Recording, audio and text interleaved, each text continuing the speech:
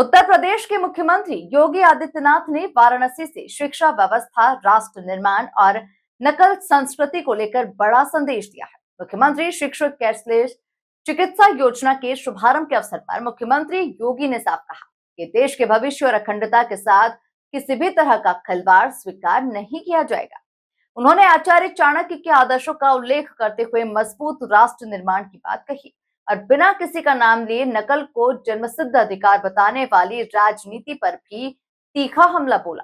देखिए खास रिपोर्ट। वाराणसी से सीएम योगी का बड़ा बयान, देश के भविष्य से खिलवाड़ स्वीकार नहीं। मुख्यमंत्री शिक्षक कैशलेस चिकित्सा योजना का शुभारंभ, आचार्य चाणक्य के आदर्शों का किया उल्लेख, नकल संस्कृति पर साधा निशाना। वाराणसी में आयोजित मुख्यमंत्री शिक्षक कैशलेस चिकित्सा योजना के शुभारंभ कार्यक्रम में मुख्यमंत्री योगी आदित्यनाथ ने शिक्षकों, शिक्षा व्यवस्था और राष्ट्र निर्माण को लेकर कई महत्वपूर्ण बातें कही। उन्होंने कहा कि देश के भविष्य और अखंडता के साथ किसी भी प्रकार का खिलवाड़ किसी भी कीमत पर स्वीकार नहीं किया जाएगा। मजबूत भारत के निर्माण के लिए आचार्य चाणक्य जैसे महापुरुषों के आदर्शों से प्रेरणा लेना आवश्यक है। याद रखना, शिक्षा आधारशिला है समाज की। शिक्षा के बगैर कुछ भी हो पाना असंभव है और इसीलिए प्रधानमंत्री मोदी जी ने जब देशवासियों से कहा कि हमें विकसित भारत की संकल्पना को पूरा करना है, तो विकसित भारत की आधारशिला क्या बनेगी, उन्होंने उससे 2 वर्ष पहले भारत को एक व्यावहारिक राष्ट्रीय शिक्षा नीति दी। जिस प्रकार की भारत की शिक्षा नीति भारत पर आधारित होगी, भारत की परंपराओं से पर आधारित होगी और राष्ट्रीय शिक्षा नीति देश के अंदर लागू की गई। शिक्षा के बगैर अब कुछ भी नहीं कर सकते। शिक्षा की उपेक्षा हुई। आपने उत्तर प्रदेश को देखा होगा, यूपी बीमारू राज्य हो गया। उत्तर प्रदेश के नौजवानों के सामने आप जितने शिक्षक यहां पर हैं, आज से 8 साल 9 साल पहले आप भी नौकरी के लिए जब इधर उधर जा रहे होंगे, भटक रहे होंगे, यूपी के बाहर आपके सामने पहचान का संकट आया था। लोग आपको भेद इससे देखते थे। आज मैं मानता हूं, पिछले 9 वर्ष में डबल इंजन सरकार ने जो प्रयास किया, अब कोई आपको पहचान के संकट से गुजरने की आवश्यकता नहीं।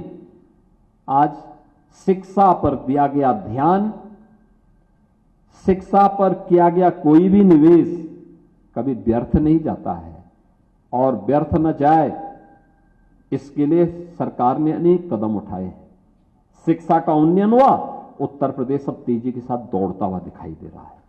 आज आप देख रहे हैं वो यूपी के अंदर माध्यमिक में नकल मुक्त शिक्षा, कोई नकल नहीं। देखो ना, पहले 3 महीने तक माध्यमिक शिक्षा की परीक्षाएं चलती थी। 3 महीना परीक्षा, अगले 2-3 महीने फिर रिजल्ट आने में लगते थे। आधा साल तो गया, बाकी जो बचता था उसमें कुछ पर्व और त्योहार हो गए, कुछ अन्य कोई बात हो गई। पढ़ाई होती कब थी? बड़ी विचित्र सी स्थिति थी। परीक्षा के लिए 3 महीने का मतलब क्या?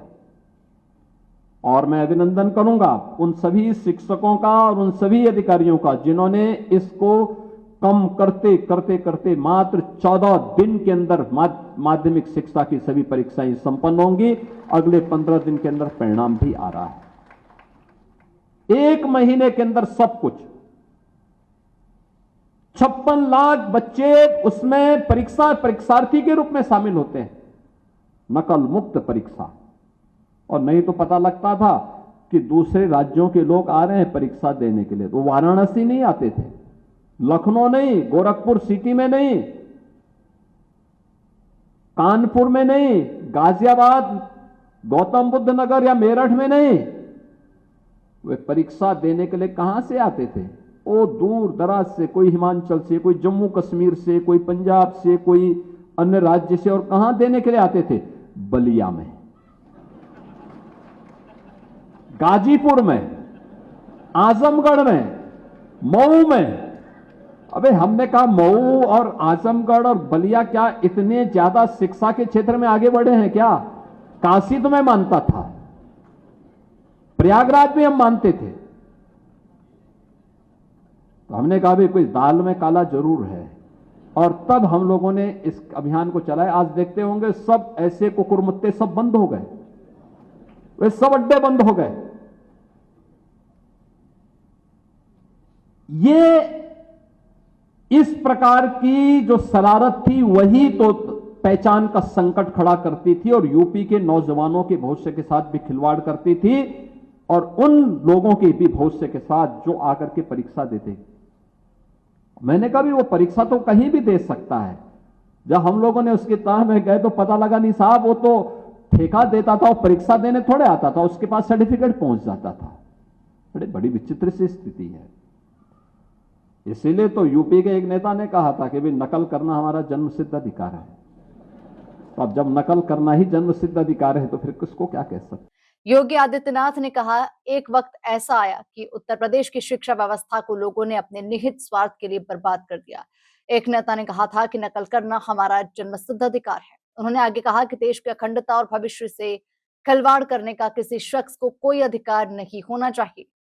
बहनों और भाइयों, हम सबको याद रखना होगा, कुछ भी हो, हमें देश के भविष्य के साथ और देश की अखंडता के साथ खिलवाड़ करने का कोई अधिकार नहीं होना चाहिए, किसी भी व्यक्ति को नहीं होना चाहिए।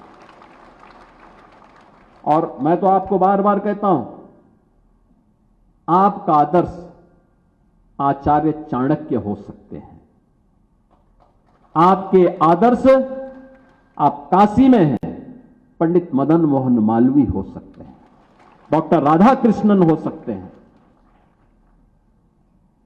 आपको आदर्श ढूंढने की आवश्यकता नहीं। उस प्रकार के उदाहरण हैं। आचार्य चाणक्य जैसा गुरु होगा, देश कभी विपन्न नहीं हो सकता। विदेशी ताकतें आपकी ओर आंखें उठाकर के देख भी नहीं सकती। फिर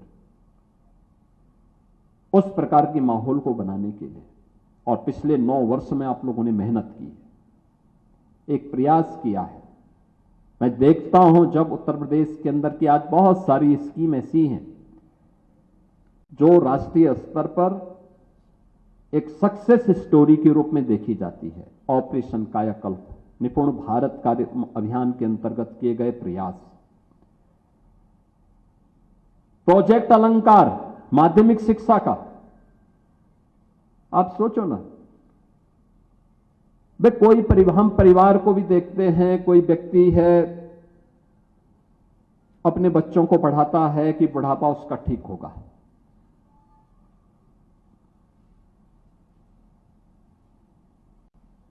जिन स्कूलों में आपने अध्ययन किया है,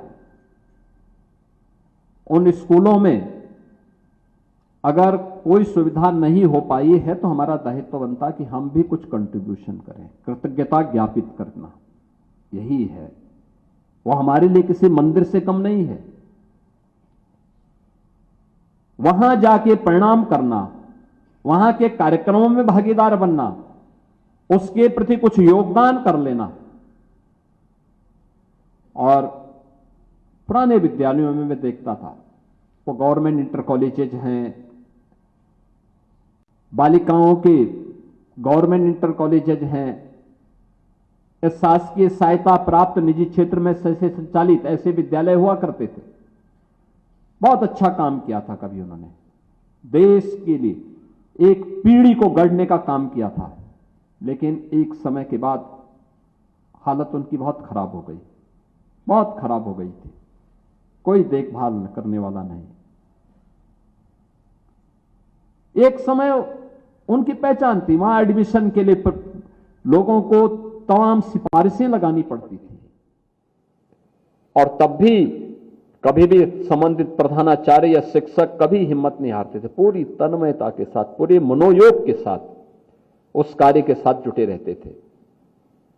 समय के साथ गिरावट आई, फिर संसाधन भी नहीं शासन के द्वारा उपलब्ध करवाए गए, वे विद्यालय जीर्ण शीर्ण हो गए थे। मुख्यमंत्री योगी आदित्यनाथ का ये संदेश केवल शिक्षा व्यवस्था तक सीमित नहीं था, बल्कि उन्होंने साफ संकेत दिया कि युवाओं के भविष्य और देश की अखंडता से जुड़े किसी भी मुद्दे पर सरकार कोई समझौता नहीं करेगी। Bureau report, MP news, Varanasi.